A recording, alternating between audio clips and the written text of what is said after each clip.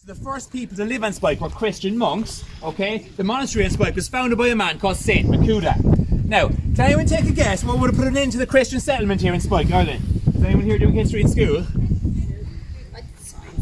Take a guess. Good guess. Who arrived here around that time? Vikings? Yes, well done. So the Vikings would have sailed in here to Cork Harbour in the 9th century. They would have seen the monastery here in Spike Island and it would have been a perfect target for them to attack. Okay, so has anyone actually seen the TV show The Vikings? So that'll give you an idea of how swift they were attacking the monasteries. And they attacked a lot of monasteries on the east coast of Ireland and the coast of Scotland as well. Okay, so these famous Vikings. Now, from the 9th century up to about the 1600s, the island wasn't very used for very much that we know about. However, smugglers did use the island to store things on the east side, okay, so in caves and things like that. Now, the first time Spike Island was actually used as a prison was during the 1600s. So have you heard of a man called Oliver Cromwell? Yeah. Yeah, Cromwell, ring a bell? Yeah. So he was sent over from Britain to crush rebellion in Ireland. And he was here for a short period of time, but he crushed it very efficiently. And he actually kept political prisoners here in Spike, so rebels, before they were sent abroad. At the time, they were sent to places like the Americas, the West Indies, and the Caribbean as well. So has anyone heard of an island called Montserrat in the Caribbean? Does it ring a bell? Yeah. So you can still see the kind of remnants of these Irish settlers there today in the language, the surnames. So these people have Irish surnames, despite the fact they're of Caribbean descent. They have Irish surnames, accents even, and some of the language as well. Isn't that pretty amazing? Yeah? Now, the first time Spike Island was used as a full-scale prison, as a major prison, was during the Convict period. So does anyone know when the famine broke out in Ireland? Or even 1845. 1845 it started. What was the first really bad year that they knew it wasn't going to be temporary? 47. 47, yeah, Black 47. Okay, that year the prison opened here in Spike Island, and actually petty criminals from the cities like Cork and Dublin were sent here for short periods of time. So these people might have stolen food, or they were guilty of vagrancy, very small crimes. They were sent here for short periods of time, and they were quite often sentenced to transportation. So can you guess now what transportation was? Australia. Exactly. This is a good group now, I feel. Well done, okay? So sent to Australia at the time. So Van Diemen's Land, modern day Tasmania, Botany Bay, places like this, you'll have heard of them. They were sent here from Cork Harbour. At the time, the harbour from Spike to Cobh would have been filled with these big prison ships, okay? Awaiting the boarding of these prisoners, and then the ships would bring them to the southern hemisphere, okay? Now, Sorry, did they take them from Cobh or did they take them from here? so they actually took them from here. They took them But from like at the time, the harbour would have been filled with big prison ships, so all around the harbour. I think across the 200. Yeah, but they came from here. Yeah. Now, obviously, there's other people immigrated from Cobh as well, but the prisoners always came from this side. Yeah. Now, and believe it or not, do anyone know the population of Australia today? It's about 25 million, and apparently about 10% of them can be traced back here to Cork Harbour. Can you imagine that? So much of the Australian population is of Irish descent, about 25%, okay, and 10% can be traced back here to Cork Harbour, believe it or not. So Australia actually has a lot of links with Ireland, but people don't realise that. Now, the prison closed in 1883 and it returned to its original role as kind of a military fort. So the British military were here, so the army. Now, they actually had an internment camp here during the Irish War of Independence. Anyone know when that was? 1919 to 1921, okay? So during that period, the IRA actually the British soldiers interned IRA men here in the fort above, okay? Now, Ireland got its independence from Britain in 1922. So in 1921, the Anglo-Irish Treaty was signed, which made Ireland the Irish Free State. So it wasn't a republic yet. It actually wasn't a republic till 1949. So the British managed to keep control of Spike Island right up until 1938. It was one of the treaty ports. So there's 3 treaty ports in Ireland, one here in Spike, one in Bearhaven and Castletownbere in West Cork, and up further north as well, Lough Swilly it's called, near kind of Donegal. Okay, so they regained these, they kept these till 1938 for defensive reasons. And it was actually Eamon de Valera on the 11th of July 1938, he came onto Spike to claim it back for the Irish people, okay, and he, as a symbolic thing, he refused to come onto the island, step foot on the pier, until every last soldier had actually left. Can you imagine that? So that was the 11th of July 1938, and that played a very important role in Ireland's history because that allowed us to pursue a neutrality policy during the Second World War. So if there was still a British presence here during that period, we were not a neutral country. So that actually did us a huge favour. And Churchill tried to get him back, but he failed. De Valera put his foot down.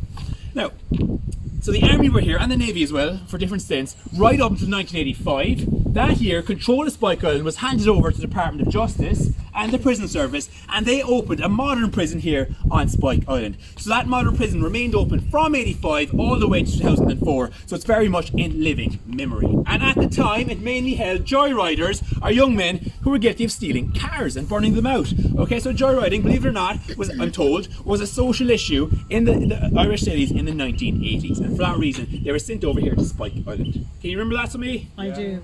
Yeah, these joyriders. So we'll speak more about them later. Now, there's a civilian population here in Spike right up until 1985, which obviously coincided with the founding of the modern prison. So the civilians lived in a village which is down in the east part of the island. You can see the village on the way back to the boat later. It still has the remains of a church and a school. So the children went to school here on Spike Island. The teacher had to come over in the ferry every morning. And actually, I believe the children on Spike probably prayed for the odd bad day during the winter when the water was a bit choppy and the teacher couldn't travel, and they were waving at her from Cobh, or from Spike Island over in Cobh. And that was one of the perks, I would say, about living on an island as well. Okay, so there's plenty of perks. Now, there are still about 8 families, 8 to 12, I'm not sure the exact figure, but about like I've heard different figures, but in 1995 there were still about 8 families living here on Spike Island, okay, and they were descendants of the Irish military men, okay, so they lived down there in the village.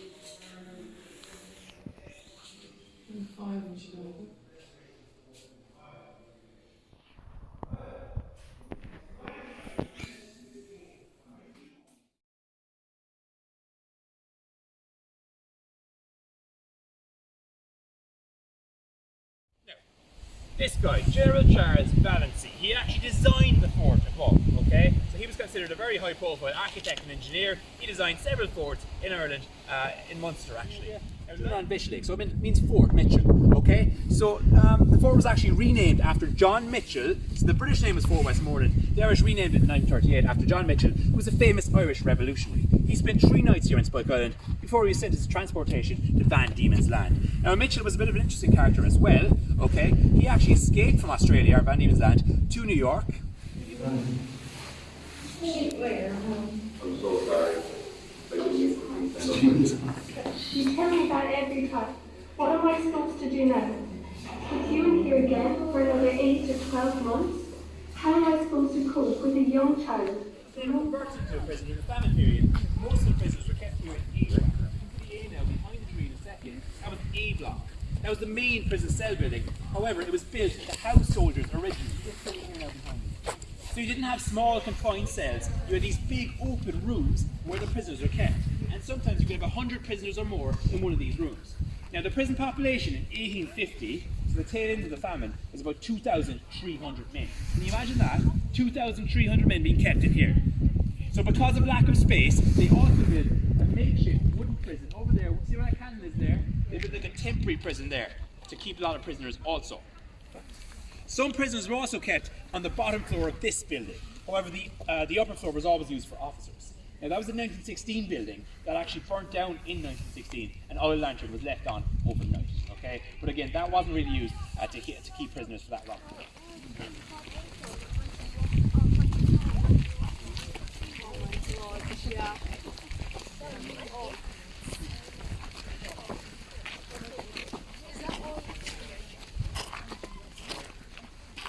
Great. Now we're now standing in the centre of the prison itself, okay? So as I mentioned, these 2 buildings were used to keep prisoners. Now, can everyone have a look at this building over here? What do you notice about it? It's a fairly grim-looking building anyway. That was called the Punishment Block. Now, that was built in 1860. It was constructed in response to the murder of a prison guard here in Spike Island.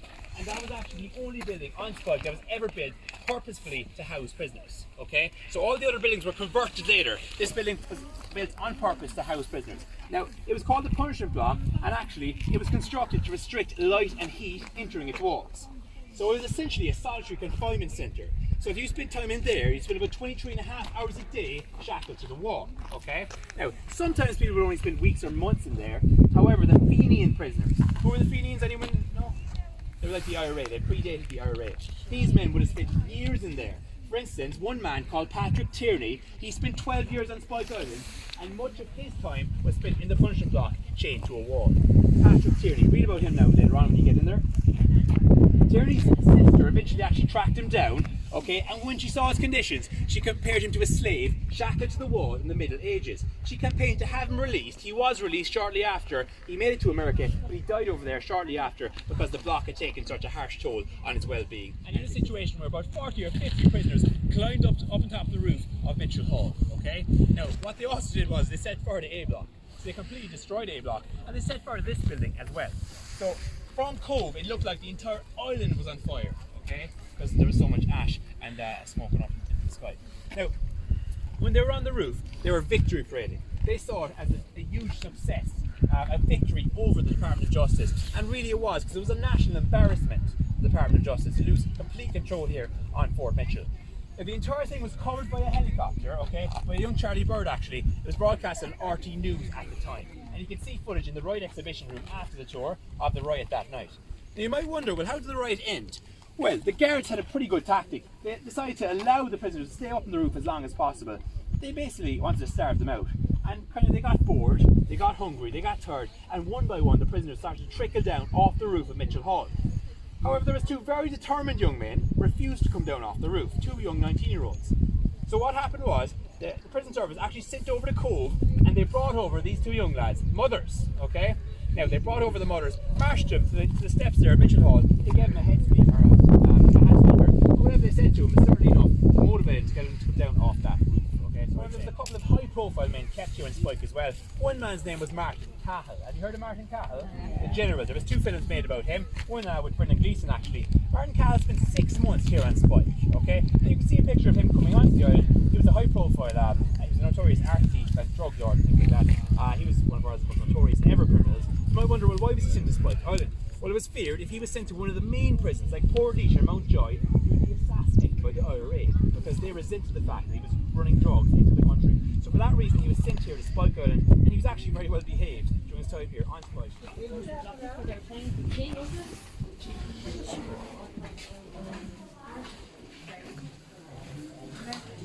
Which way do we go, yeah?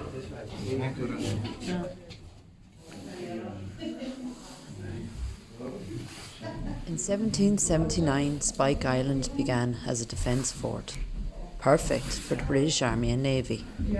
The mid-19th century saw the island used to hold convicts before penal transportation, mainly to Australia. It became known as Ireland's Alcatraz. Spike Island continued as a garrison and prison until the Anglo-Irish Trade Agreement in 1938, renaming the island as Fort Mitchell. In the late 20th century, the garrison or fort became a young offenders correctional facility. Dorm-style accommodation was used, with very low security. In 1985, a mob riot occurred in the prison. Block A was burnt down and subsequently closed. The prison itself closed in 2007.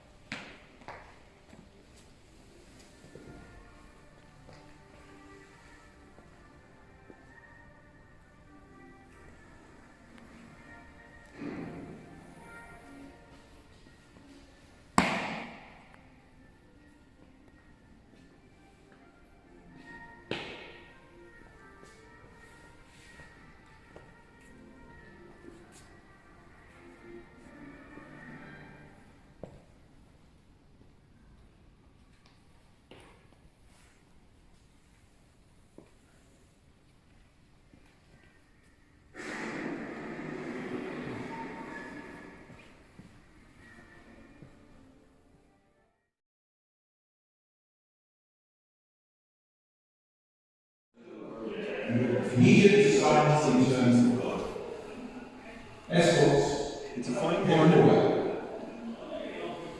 Good boy, kiss my darlings for me, but for your suffering this would all be joy and glory. I tried with others to make Ireland a free nation, but failed. Others failed before and paid the price, and so was we. Wouldn't it be better to pin it up higher, nearer the heart? You are letting loose a river of blood. It is the first rebellion that ever took place in Ireland, where you had a majority on your side. And now we were washing out our whole life work in the sea of blood. Mr. Connolly has been carried on instructed to expect that speed, pop up in a chair and shot at division. Escort, bring in the accused.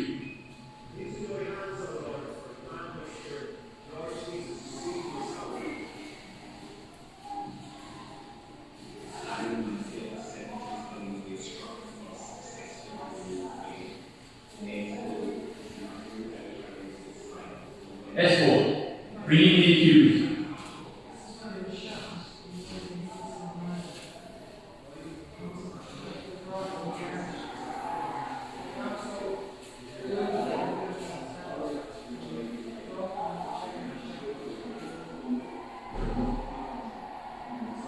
Escort, bring in the accused.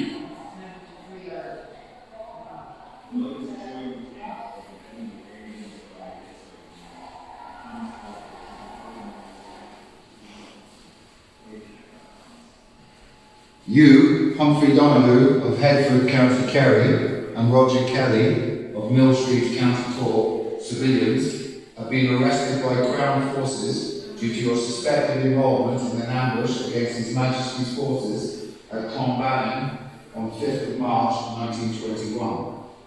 During the engagement, 2 British officers were killed. You are hereby sentenced to a term of internment to be served at the military internment camp on Spike Island or Bear Island. You will immediately sign your internment order. Escort taken away.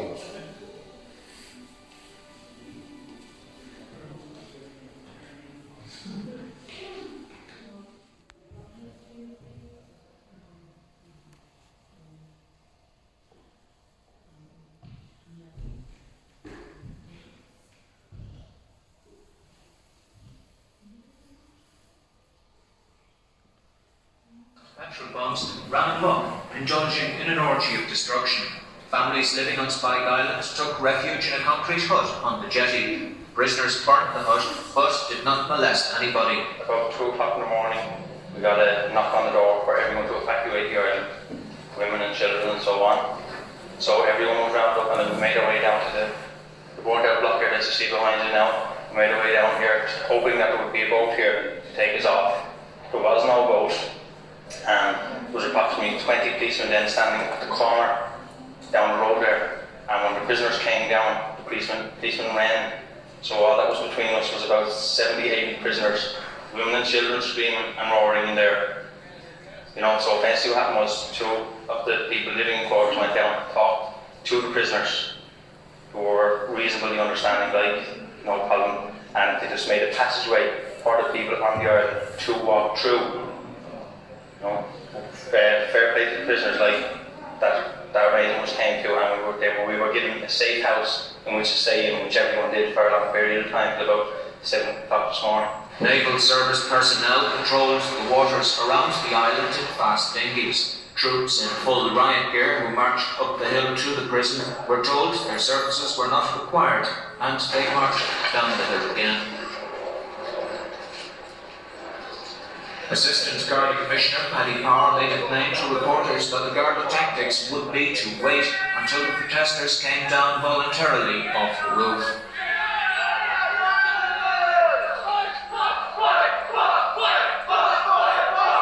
Meanwhile, the fires continued, and on the rooftop, the prisoners, some wearing uniforms and blankets, celebrated what they regarded as a victory. The General Secretary of the Prison Officers Association, Mr. P.J. McAvoy, described the riot as utterly predictable and accused the Minister for Justice of playing politics with the lives of prison officers. Well, I'm amazed at the statement of Michael Newman this evening when he says that the prisoners on Fort Mitchell were not going to injure prison staff. I think we had a unique situation today in the prison service where prisoners actually broke out, number one, went down to the pier on Fort Mitchell, robbed a JCB digger, and came back to the prison itself and tried to break into the prison sewer and injure a number of prison officers. And it's really only for the look of God that major atrocity didn't take place, where prison officers' lives could have been lost. What about the method of selecting prisoners for Fort Mitchell? Again, I think the whole thing is gone crazy. The Minister for Justice says this evening, for instance, that there is a selection process in operation in Fort Mitchell. Yet the same prisoner who has, according to the Minister, who has selected these people, have actually burned the prison to the ground. Now that was called into question the Minister's selection process and indeed the Minister's ability to select prisoners suitable for Fort Mitchell. As we approached Spike Island in Cork Harbour just before 2 o'clock this afternoon, 2 columns of grey smoke were still clearly visible rising from the burned down buildings. Nearly 12 hours after the rioting began, the clouds of smoke still hung over the charred and burned down administration block and the prisoners' accommodation quarters. On the roof of one of the other main buildings, the protesting prisoners were still clearly visible, some dressed in dark warders' uniforms, others wrapped in blankets. As we circled overhead, a large force of Gardaí made their way across the main yard of the prison complex. Back on the rooftop, the 40 or so prisoners appeared to be trying to keep themselves warm. The yellow digger used in the early morning orgy of destruction and now wrecked was plainly visible. But perhaps the pall of smoke still hanging over the island this afternoon bore the true witness to the real extent of the early morning riot.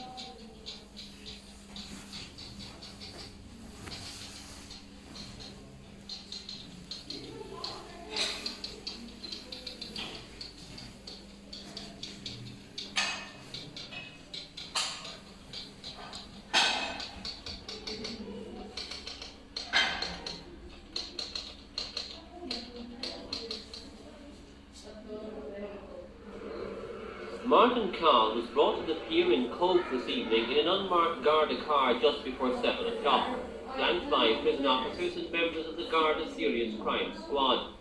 Handcuffed to a prison officer, he was led to a boat with a trip across Cork Harbour to Spike Island and had only a brief comment for reporters.